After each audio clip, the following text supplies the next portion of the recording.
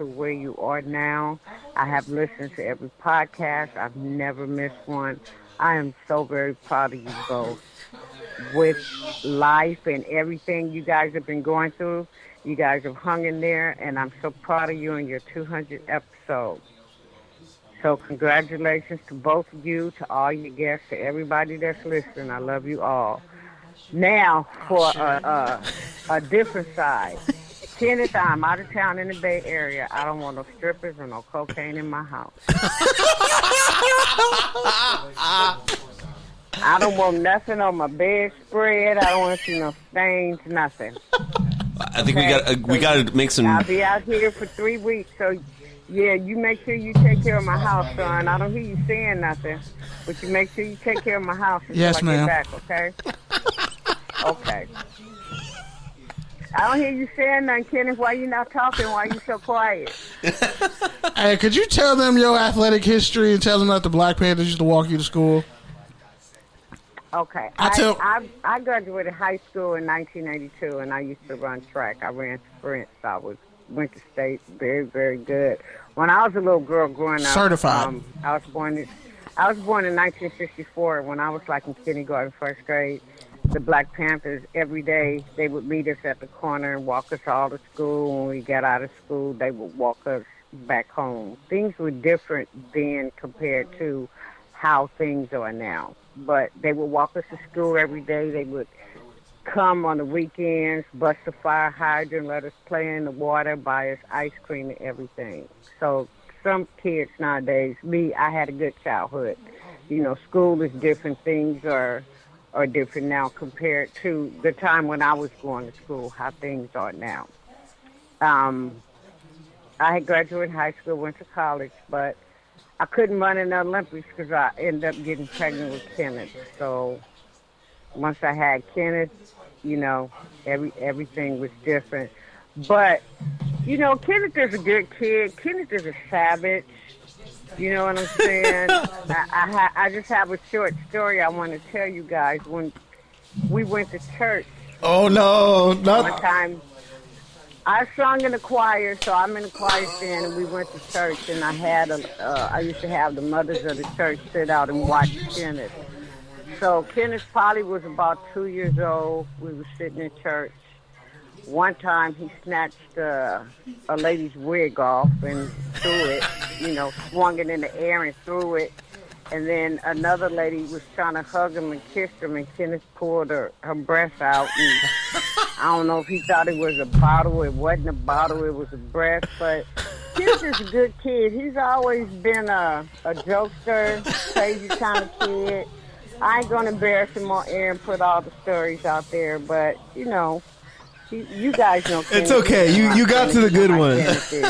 You skipped straight to the. You know how Kenneth is. I'm trying not to roast you, son. I told you I wasn't going to roast you. I'm trying my best not to roast you. Nah, it's okay. You can be savage. You can be savage whether it's C-Son or... We would go to church, and the minister would be preaching, and Kenneth would sit in church, and he used to always say this when he was little, smoking. He always had to be the center of attention.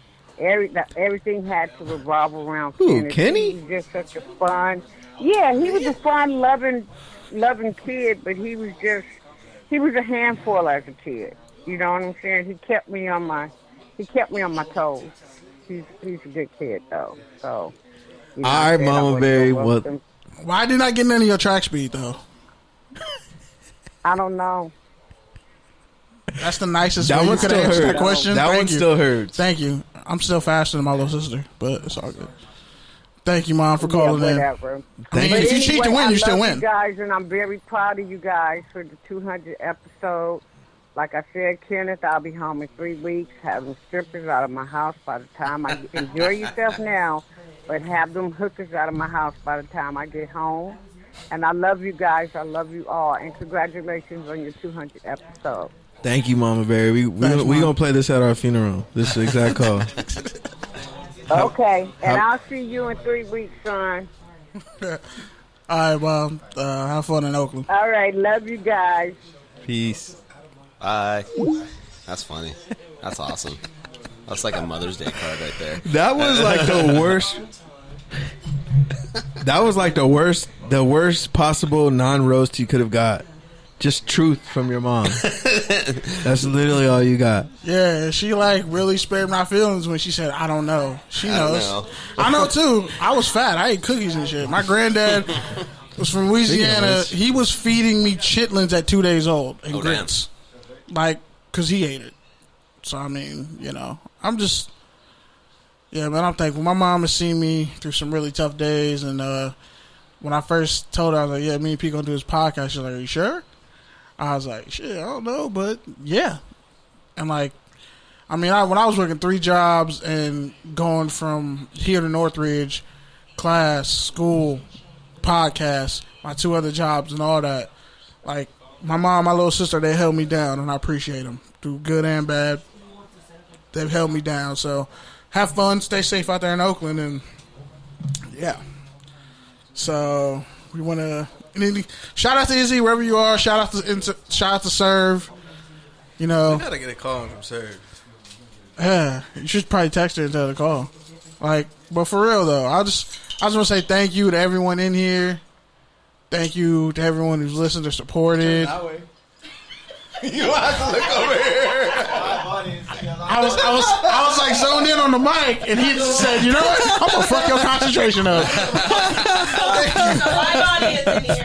To everybody who's in here, I appreciate y'all. I appreciate y'all. Michael, you really are a Raiders fan if we think about it. Like, you gotta say no homo. You say you're putting on that mic. I don't know what fan you are. Pause.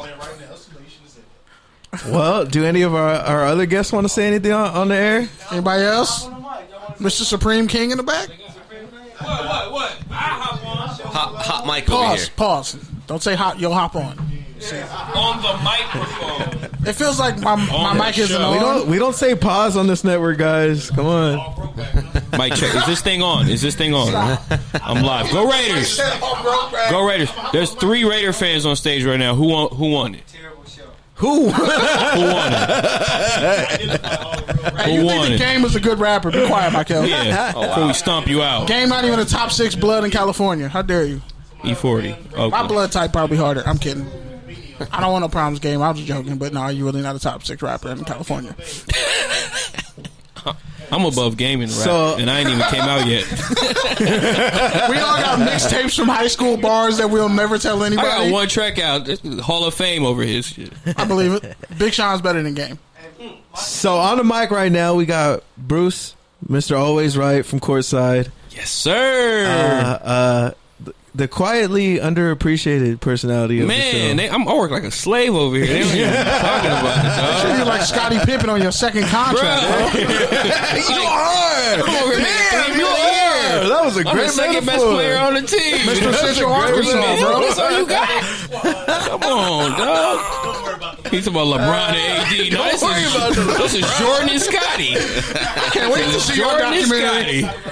The Courtside Radio documentary. To my older DJ on the show, bro, I had to learn this on the fly. Damn, he really did. I remember the first time you ever did the boards. I'm so glad we got this board over here, because that board at Studio One, oh man, remember that thing? I'm still heard about the Taylor Rooks I was interview. like, don't touch it. Just these 2 buttons right here. Don't touch anything. Don't touch nothing else. I just remember Keith at the orientation was like, yeah, so just worry about these 2. This one's going to make you go higher. This one's going to make you go lower. These other 5 ones, that's advanced shit. Don't worry about that. Yeah. If you get there, we'll get there. We never got there. We got close, and then we switched studios. So we don't know. I had a speed date with the board at Studio One. It was like, all right, yeah, just don't touch this. Uh-oh. They live. Damn, this person calls it so much, his name and tag pops up. Good Lord.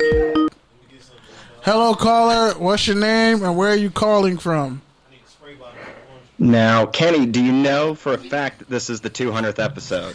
Yes, man. I told you last week and the week before. Damn, that tequila just hit me. Okay, so it's 200. It's funny. Like, I didn't have tequila the first time, did I? Yeah, you did. It's been tequila. Oh shit! Okay, it's gonna be a night. Are you good, man? I am, but yeah, we're honestly more accurate than the presidential election. Like I cleaned up those. I literally counted this shit 12 times over on an abacus and shit. And they all got in before 8:00. I text this dude at like 3 in the morning. Hey, this is 200 episode. I promise you. We're good to go. 3 weeks ago. I did the math. We got 5 episodes till we get there. He's like, all right.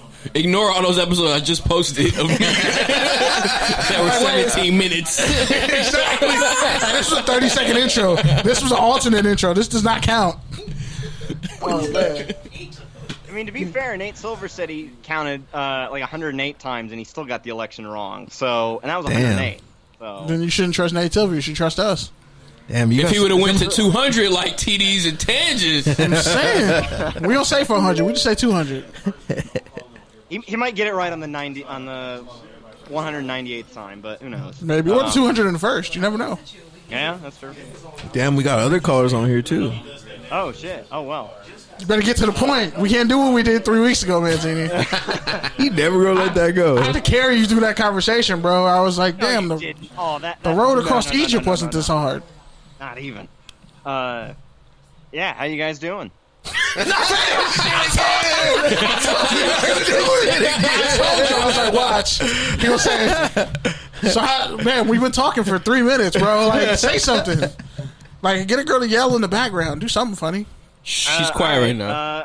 Don't worry. I let Sebastian know just because he's got work tomorrow. I told him, don't worry, I can hold the fort way better than David Crockett did at the Alamo. So here I am. That hurt for historical reasons. That y'all should go study. Like, we be giving out history bars, and I don't think people catch it. Like, we say some dumb shit sometimes, but we really be giving you shit you can Google. But like, that's some LAUSD shit right there. I wish. Not after like the 10th grade. Wow. We were all just cruising to get to graduation. I'm like, all right, bet. But go ahead, Minty. Well, I'm curious, very quickly, what's your guys' thoughts on how the election went as the speaking as the political correspondent of Touchdowns and Tangents? I'm just glad it's fucking over. And honestly, all these... Is it over? It's not over. I don't even know what MAGA stands for anymore. I've already erased it from my category. Until January 20-ish, whatever that date is. It's over. It's never over. It's over now. It's just a lot of unnecessary I can't believe you still remember now. Move over. The game's shut. In the era of social I just got media, a new level of respect for you. Yeah, right? I didn't think you knew that song. That shit made my heart smile. Damn. You got your president going up like, man, I whatever. I Seawalk like, that song. Yeah, I didn't lose. I don't care what y'all say. I'm not gonna leave. Nobody really lives in the White House, If you bro. don't think I lose, you're fired. I might have wrote in Andrew Yang. I bet you did. I might have done that. Is it wrong if I wrote myself in? Biden had Cali regardless. It didn't matter. Yeah. Biden At least I didn't write in Kanye. With the electoral college, you can get kind of cocky in Cali. Like, you know we're going blue, but you know. I wrote in pancakes because pancakes and waffles are the same thing. Touchdowns and Tangents was a write-in. They had 8 votes. We did. I'll put it this way. In regards to Kanye, not to already do what I've done a lot since I've called in on the show, since we got our show started, but we definitely go in depth on the whole Kanye race and just what that means for this country moving forward. Because trust me, Kenny, you, Sebastian, and Janice's good friend Cole, who was a coworker of ours, all 3 of you make like a holy trinity of saying things that make absolutely no sense, and this election basically proved all 3 of you were right. And so that's what I look forward to for at least the next 4 years, is the fact that the 3 of you called it. A prophet's... In so many ways. A prophet's... So many ways. Well, at least the CSUN Matador is the second man, the first second man. You saw that shit? Yeah, I was like, really, bro? Really? There will be a Matador in the White House. Hey, man. I don't even know how to feel about that. CSUN, but CSUN's going to CSUN it, so we might fuck it up. They might fuck it up. Like, CSUN might pull a Harrison. What do we always say? CSUN's one of those things everyone has to experience. Now the White House. I didn't experience CSUN. I experienced so many colleges in like the Los Angeles County. You got to. I'm in yearbooks. And I didn't even go to school. Class of 2005. What? It's 2009, but it was lit. LMU yearbook 2009. I'm in there. They're like, all the seniors, and I'm like, yeah. I went here. I still run into people at LMU. They be like, oh man, remember? I'm like, yeah, I do remember, but I did not go to class. I didn't have to pay tuition. I don't have a college loan.